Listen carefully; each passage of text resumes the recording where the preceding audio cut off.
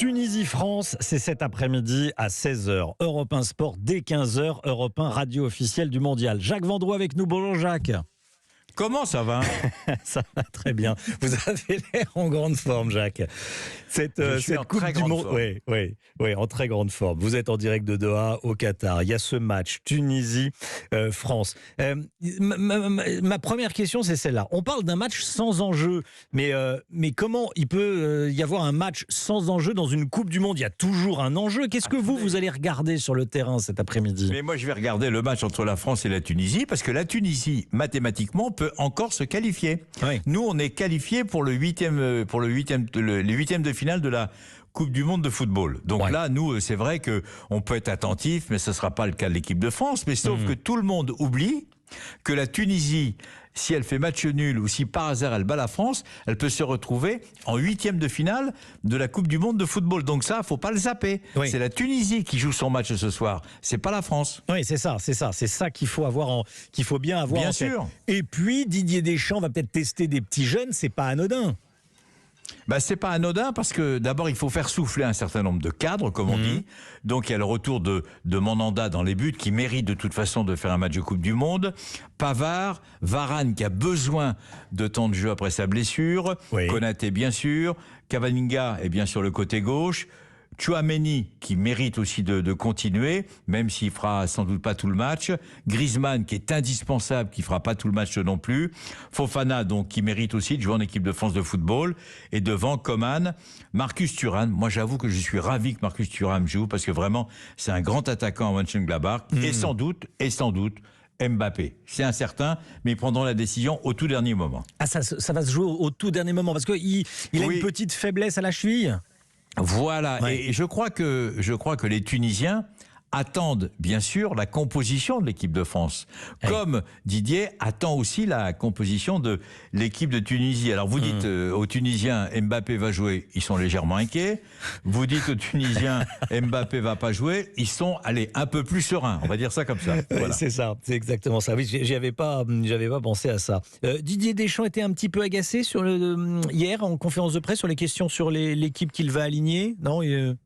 Mais le problème, c'est pas qu'il est agacé, c'est qu'il veut rien dire, justement, pour essayer de déstabiliser la Tunisie. Parce que si vous dites, voilà mon équipe type, les Tunisiens vont savoir comment il faudra essayer de contrer l'équipe de France de football. D'ailleurs, depuis la Coupe du Monde de football, ça vous a pas échappé, Romain, aucun sélectionneur ne donne son 11 de départ à la conférence de presse d'avant-match. Personne. Ça n'existe pas parce qu'ils ne veulent pas donner d'infos à l'adversaire, comme on dit. Tiens, une question. Je lisais dans l'équipe que certains Bleus avaient leur famille à leur côté.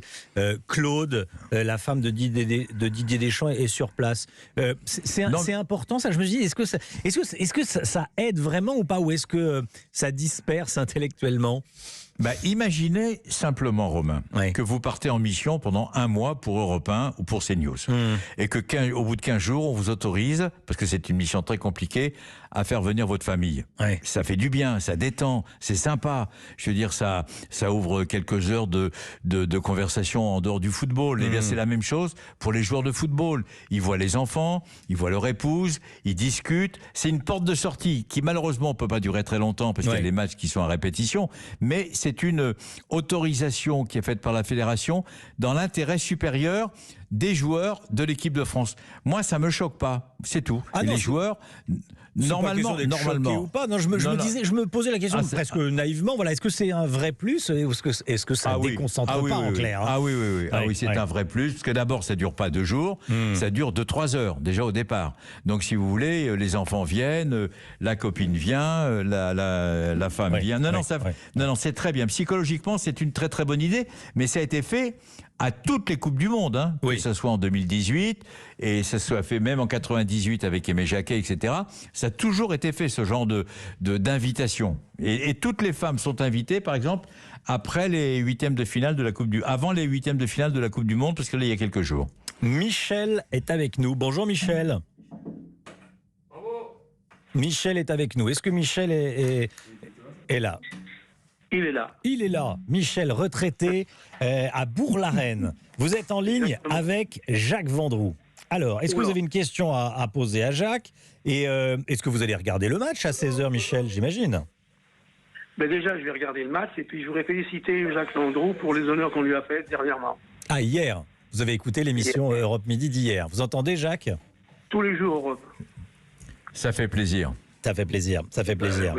Oui, c'est un honneur mérité. Un honneur mérité. Vous le suivez depuis longtemps, Jacques Vendroux? Oh là, depuis que j'écoute le foot, je connais ce monsieur de nom comme ça, oui. Ouais, et vous le suivez. Bon, le match de cet après-midi à 16h. Qu'est-ce que vous allez regarder, vous, plus particulièrement, sur le terrain?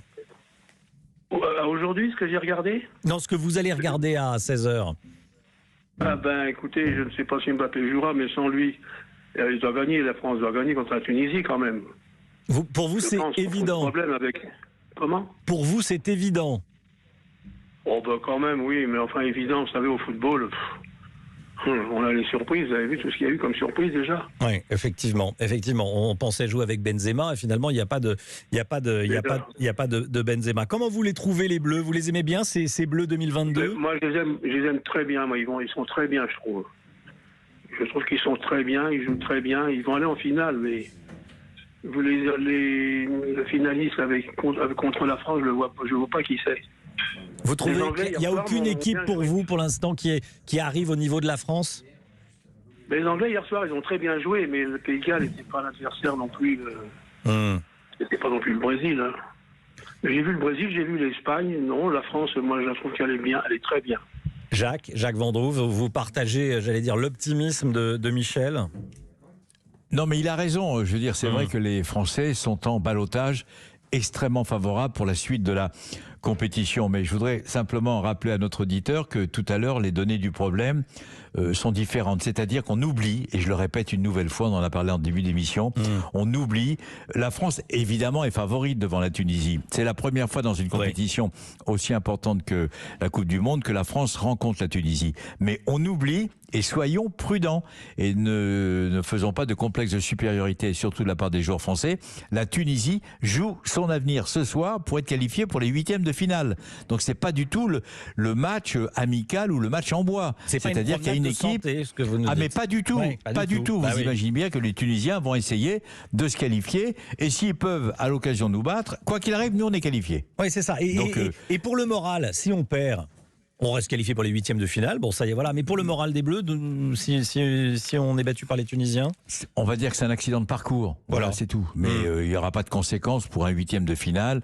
Vous l'avez dit, contre la Pologne, l'Arabie Saoudite, le Mexique ou même l'Argentine, quoi qu'il arrive. Pronostic. C'est autre chose. C'est une compétition à élimination directe après. Oui. Donc là, le droit à l'erreur, il est interdit. Il est interdit. Il n'existe pas. Pronostic, toujours 3-0, Jacques Vendroux? 3-0. Vous êtes resté sur votre 3-0 d'hier. Bon, on va voir ça. Merci beaucoup, Jacques. Merci. On en parle demain. On en reparle bien sûr demain. Vous savez, j'ai de la mémoire. Merci beaucoup, Jacques Vendroux, en direct de Doha au Qatar. Et puis Europe 1 Sport, bien sûr, dès 15h pour suivre le match sur Europe 1.